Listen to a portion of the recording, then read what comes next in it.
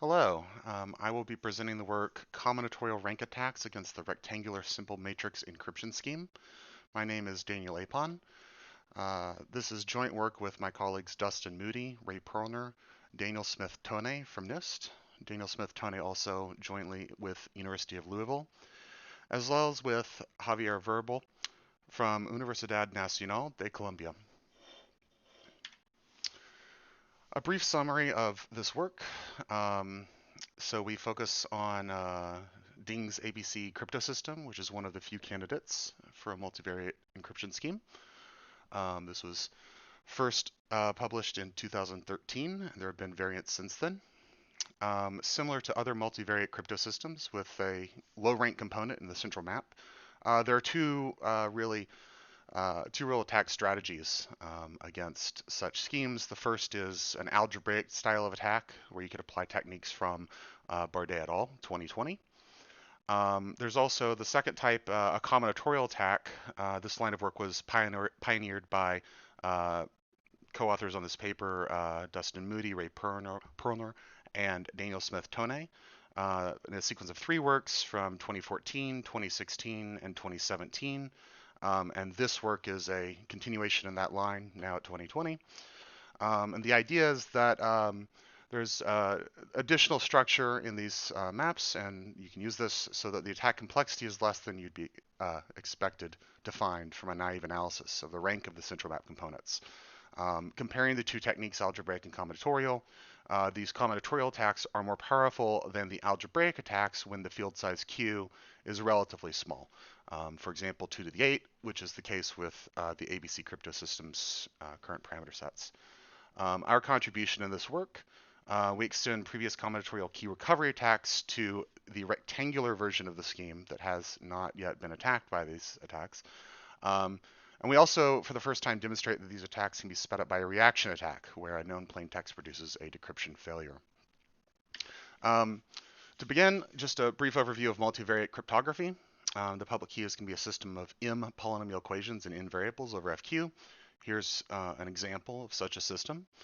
The plain text is given by the xi, the ciphertext is given by the yi. Generally speaking, solving multivariate systems of equations is an NP-hard problem when the polynomials are at least quadratic.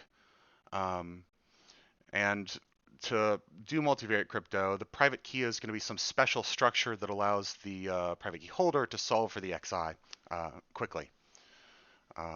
Most known multivariate crypto systems actually produce signatures, but we're going to be considering an encryption scheme in this work, in particular using the butterfly construction. So most multivariate schemes, including ABC, which is the focus of this work, construct the public key as follows. There's some fpub, which is equal to maps T composed with F composed with U on X. So given a plain text X, you can evaluate the public key to get your ciphertext Y. F is an easily invertible quadratic function. It's often defined by identifying, FQ quantity to the n with a larger algebraic structure, for instance, an extension field like F sub q to the n. In particular, the ABC scheme defines F using a matrix algebra over FQ. And also T and U are generally affine maps. And some examples there. Singular maps are sometimes used for signatures. Here we are considering only invertible maps, T and U. More on the ABC crypto system. So the original variant of the basic ABC crypto system was by Tao, Dian, Tang, Ding in 2013. There was later a cubic version. Instead of quadratic functions, you looked at cubic functions for efficiency improvements and so on. This was by Ding, Petzold, and Wang in 2014. And then finally, there was the rectangular ABC crypto system by Tao, Zhang, Petzold, and Ding in 2015 that was designed in some sense to avoid attacks on the original basic scheme. If you are not familiar with this area, this is a long list of variables, but it's important to kind of pause here if you need and read through these and keep them in mind as you go through the talk. So Q is the size of the finite field for the variables, like 2 to the 8. R is the number of rows in the matrix A. S is the number of columns in A, number of rows in B and C. U is the number of columns in B. V is the number of columns in C. I'll have a picture of this in just a minute. For the rectangular version, we have m as the number of equations of the public key, which will be equal to r times u plus v. In the basic case where everything's square, matrices are square, it's actually 2s squared, but here we'll have r times u plus v. And n is the number of variables in the public key. Again, in the square case, this is s squared. But here we'll just use n for the number of variables in the public key in the rectangular case. So rectangular ABC, the core map, or the central map, is this n to r times quantity u plus v function. N maps to r times u plus v, where the equations are grouped as the elements of two matrices. So f here is going to be equal to, you can write it out as E1, comma E2. And E1 in particular will be constructed as multiplying A times B, and E2 will be constructed by multiplying A times C, so you get the A, B, C. That will form the private key, and hence the name of the scheme. And you can see in the picture down at the bottom right, we have these basically matrices rectangular. So A is, again, R rows, S columns. B is S rows, U columns. C is S rows, V columns. And decryption proceeds by solving this system of equations here. So in particular, you take A with X written as a formal variable, symbolically. You invert that, multiply it by E1, set that equal to B, evaluated on X. And same thing for E2. And the point is you can only do this if you have the factorization of the public key, and you can actually have the matrices B and C. And so if you have that, then you can set this equation up, and then you can solve linearly for AX inverse and for X. And so that will give you the plain text X, completing decryption. In terms of cryptanalyzing this, the important feature in all of the attacks to this point, the Commentorial method, is that there's a special structure of ABC. Row band spaces and column band spaces. And so, for instance, a row band space is you consider some basis u prime 1 to u prime n. And you look at the first s of those variables out of all possible variables. And so, u prime 1 up to u prime s can be, this chunk of a variables, s of them.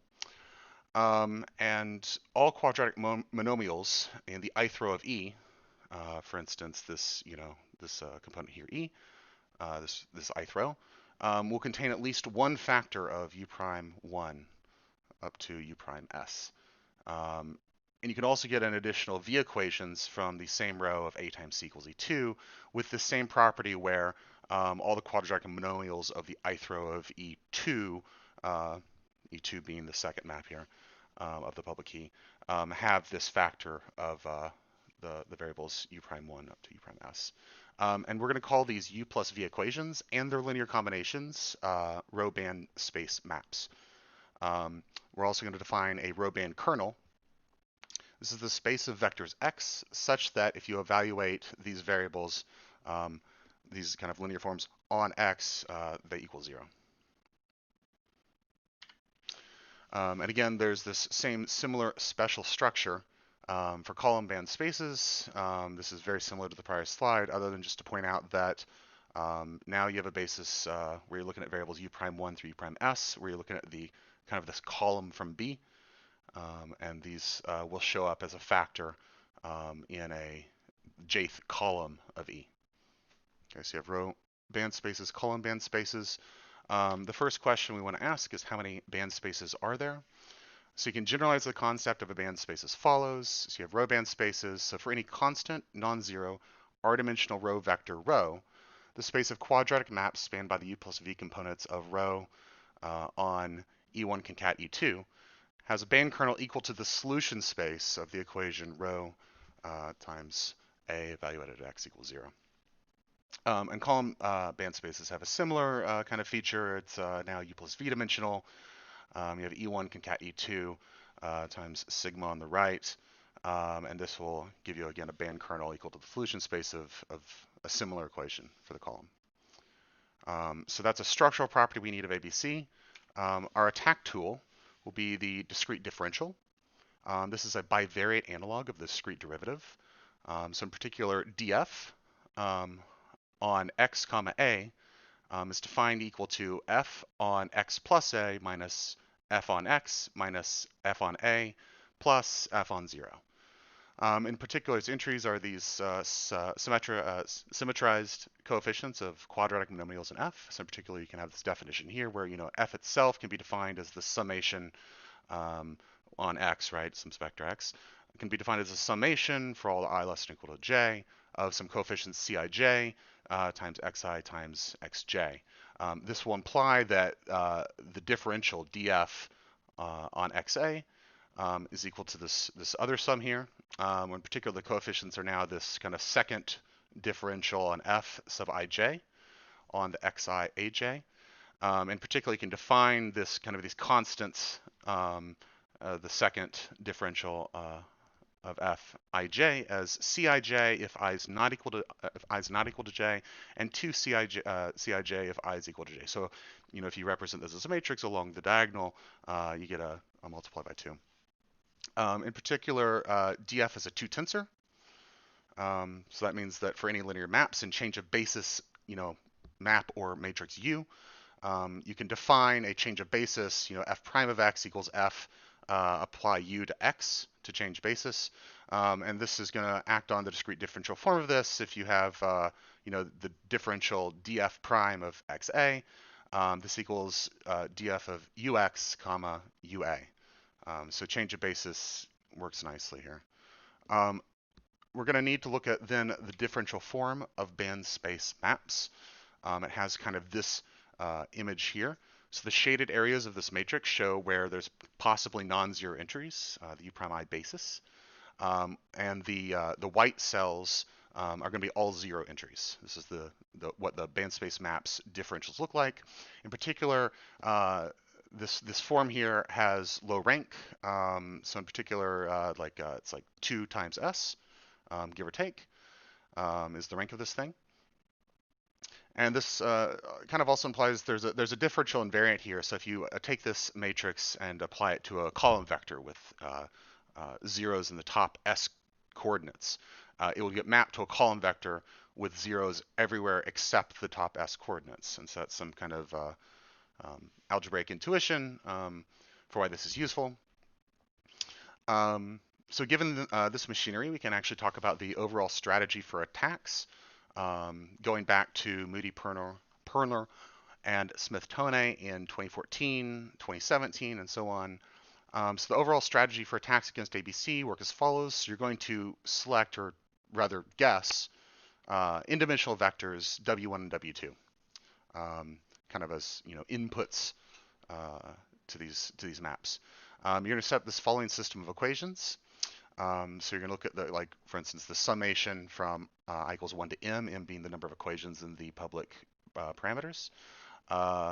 And you're going to sum that of the Ti times d of ei w1 equals 0. So that's the equation. So here dei is the discrete differential of one of the entries of the matrix of some matrix E1 or E2, and Ti are kind of the coefficients of the linear combination that you're solving for. So you set this up for both W1 and W2, and you hope that W1 and W2 are both in the intersection of some row band kernel and column band kernel. If so, then there will be a solution so that this formula here on the TI-EI is in the intersection of the two band spaces, and then the 2 tensor, the summation of the TI DEI, will have rank at most 2s. And the point is once you have a band space map and you have a guess of W1 and W2 satisfying these constraints, then you can extend the attack from this point further to a complete key recovery for relatively low cost. For those listening here in on the talk, these are actually expressed very nicely in slides from, I think it's actually PQCrypto 2017. Has the rest of the attack worked out. It's essentially a lot of linear algebra. It's substituting in known values into equations and then solving using linear algebra. And you do this a number of times, and you eventually will recover the secret keys of the scheme. From this prior attack paradigm, there's the kind of this complication characteristic too when you're searching through a large solution space. In particular, you expect a zero-dimensional space of solutions for the TI because you have 2s squared equations and 2s squared variables. Again, this is looking back at the square case, although you can just map it over to the rectangular case by just substituting an n and m and so on forth. Sometimes the equations, however, have linear dependencies. So in characteristic 2, mod 2, there's 3 linear dependencies. And you can actually just examine that and see that these are linear dependencies. And, in essence, this is because mod 2, if you have a W1 and a W1 both evaluated in this way, for instance, if you're looking at this left, it must be 0. And so this holds for all equations like this, for the pairs of W2, and then for the summation on the right side. Now, the first linear dependency is going to be free, but each additional linear dependency costs the attacker a factor of Q complexity increase in the attack. So again, Q is something like 2 to the 8, so this is like 8 bits of extra effort additively onto whatever else you were doing. So 16 bits in the exponent of the attack is quite a lot. However, you can compensate this for these linear dependencies in characteristic 2. Again, you have these dependencies at the top by adding the further equations down below. Using only the quadratic part of the EI, you just add these to the system that you're solving, and you avoid doing the extra work. Finally, in one slide, given again all this context and machinery, the key kind of insight, or 2 insights in this work are really on this slide. So the succinct conditions for attack success. There's 2 conditions, and if both hold, the attack succeeds. So you guess a W1, W2. If A, W1 concat A, W2 has a non-trivial left kernel, and then if, looking at the bottom, if you have this kind of, this matrix BW1, CW1, BW2, CW2 has a non-trivial right kernel, then the attack will succeed, given your guess of W1, W2. Generally, looking actually at the bottom of the slide here first, for the rectangular scheme, it turns out that U plus V is greater than 2S. And so for all W1, W2, condition 2 is automatically satisfied. And then if condition 1 is satisfied, you don't actually get a single band space map, but you actually get a U plus V minus 2S dimensional space of them. However, looking back up at the top of this slide, so this analysis can be before, and you can kind of count what's the expected effort until you guess a W1, W2 that satisfy this non-trivial left kernel condition.